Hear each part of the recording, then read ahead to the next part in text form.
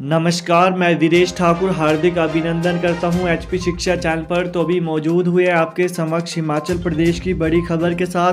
तो हिमाचल प्रदेश के कर्मचारियों के लिए कल छठा वेतन आयोग लागू करने को लेकर एक अधिसूचना जारी हुई थी। तो इस अधिसूचना जारी होने के बाद कर्मचारियों के ये आस लगाए जा रहे हैं कि इनको बढ़ा हुआ वेतनमान किस प्रकार से मिलेगा और इसके लिए सरकार ने क्या आगे रणनीति बनाई है। तमाम जानकारी आपके समक्ष साझा करेंगे। तो आगे बढ़ने से पहले हिमाचल प्रदेश की लेटेस्ट नोटिफिकेशन और अपडेट्स को पाने के लिए चैनल को जरूर सब्सक्राइब करें। तो चलिए जानते हैं हिमाचल प्रदेश के कर्मचारियों के लिए सरकार ने क्या बड़ी रणनीति तैयार की है। तो नया संशोधित वेतनमान टाइम स्केल समाप्त वेतन बढ़ोतरी के लिए हिमाचल में कर्मचारियों को दिए 2 विकल्प। हिमाचल प्रदेश सरकार ने सोमवार को करीब 2 लाख नियमित कर्मचारियों के लिए नए संशोधित वेतनमान की अधिसूचना जारी कर दी है। इसमें कर्मचारियों को अपना संशोधित वेतनमान लेने के 2 विकल्प दिए गए हैं। अगर वे वर्ष 2009 के नियमों को चुनते हैं तो उन्हें 31 दिसंबर 2015 की बेसिक पे की 2.59 के फैक्टर से गुणा करना होगा। अगर वर्ष 2012 को चुनते हैं तो 2.25 फैक्टर को अपनाना होगा। अधिसूचना के साथ ही कर्मचारियों की अलग अलग बेसिक पे के हिसाब से पे मैट्रिक्स भी जारी किए गए हैं। इनसे मिलान करने के बाद कर्मचारी ये तय करेंगे कि उन्हें किस विकल्प को चुनना है। कर्मचारियों के लिए डीए और एनपीए को छोड़कर अन्य भत्तों की अधिसूचना अभी जारी नहीं हुई है। वित्त महकमे ने हिमाचल प्रदेश सिविल सेवाएं संशोधित नियम 2022 की अधिसूचना में नियमित कर्मचारियों से कहा है कि वे अधिसूचना जारी होने की तिथि से 1 महीने के भीतर बताएं कि उन्हें कौन सा विकल्प चुनना है। इसके अलावा बात करें तो डीए एनपीए के अलावा अभी अन्य भत्तों की अधिसूचनाएं नहीं। वित्त विभाग ने स्पष्ट किया है कि यह केवल वेतनमान की अधिसूचना है, जबकि एचआरए, टीए, अन्य भत्तों आदि की अधिसूचना जब तक अलग से जारी नहीं हो जाती तब तक ये भत्ते पूर्व संशोधित स्केल या मौजूदा स्केल के हिसाब से ही दिए जाएंगे। वहीं 28% डीए मिलेगा। कर्मचारियों को 28% महंगाई भत्ता देने की अधिसूचना भी जारी की गई है। 1 जुलाई 2021 से 28% डीए दिया जाएगा। वहीं इसे जनवरी महीने के फरवरी में दिए जाने वाले वेतन के साथ दिया जाना है। इसके अलावा नॉन प्रैक्टिसिंग भत्ते एनपीए को भी संशोधित किया गया है। इसे स्वास्थ्य, आयुष और पशुपालन विभाग में विभिन्न श्रेणियों के डॉक्टरों को दिया जाता है। यह तय हुआ है कि इसे बेसिक वेतन का 20% दिया जाएगा। इसमें यह शर्त होगी कि बेसिक पे और एनपीए दोनों मिलकर 2,18,000 रुपये से अधिक मासिक न बढ़ जाए।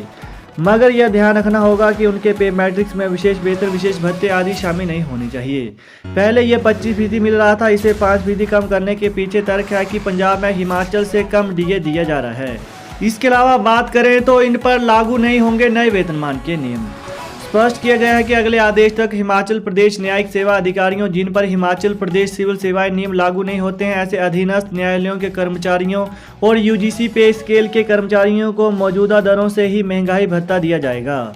वर्तमान अधिसूचना उन पर लागू नहीं होगी। इसी तरह से नए वेतनमान का प्रावधान भी इन पर लागू नहीं होंगे। इसके अलावा कर्मचारियों को 3% लगेगी इंक्रीमेंट। कर्मचारियों को 3% इंक्रीमेंट लगेगी। इसे भी तय समय में समानता से लगाया जाएगा। एरियर के बारे में नियमों में यह स्पष्ट नहीं किया गया कि इसे कैसे दिए जाना है। इसे 1 जनवरी 2016 से वेतनमान के लागू होने के वक्त से ही दिया जाना है। इस बारे में अलग से अधिसूचना जारी होनी है। वहीं 2000 के नियमों को आधार बनाकर ऐसे मिलेगा लाभ। अगर कोई अधिकारी कर्मचारी 2009 के नियमों का आधार बनाकर लाभ लेना चाहता है और उसने 2012 के वेतन संशोधन का लाभ नहीं लिया तो 31 दिसंबर 2015 को उसकी बेसिक पे 15,040 रुपये है तो फैक्टर 2.59 लगाकर उसका वेतन 1,42,553.60 रुपये होगा। इसे राउंड ऑफ करने के बाद यह 1,42,554 होगा। ऐसे में पे मैट्रिक्स चार्ट में मिलान करें तो उसका संशोधित वेतन 1,42,700 रुपये होगा। इसमें भत्ते और अन्य लाभ अलग से शामिल होंगे। इसके अलावा एक और उदाहरण लेकर समझें तो 2012 के वेतन पुनर्संशोधन को आधार बनाकर ऐसे मिलेगा फायदा। अगर कोई कर्मचारी वर्ष 2012 के पुनर्संशोधन को आधार बनाकर नए वेतनमान का लाभ लेना चाह रहा है तो उसके लिए 2 विधियाँ लगाई जाएंगी। पहली विधि के अनुसार 31 दिसंबर 2015 को लिए वेतन को आधार बनाएंगे तो अगर बेसिक वेतन 13,900 रुपये है तो इसमें फैक्टर 2.25 लगाया जाएगा। यह गुना करने पर 31,297.50 आएगा। राउंड ऑफ करके यह 31,298 होगा।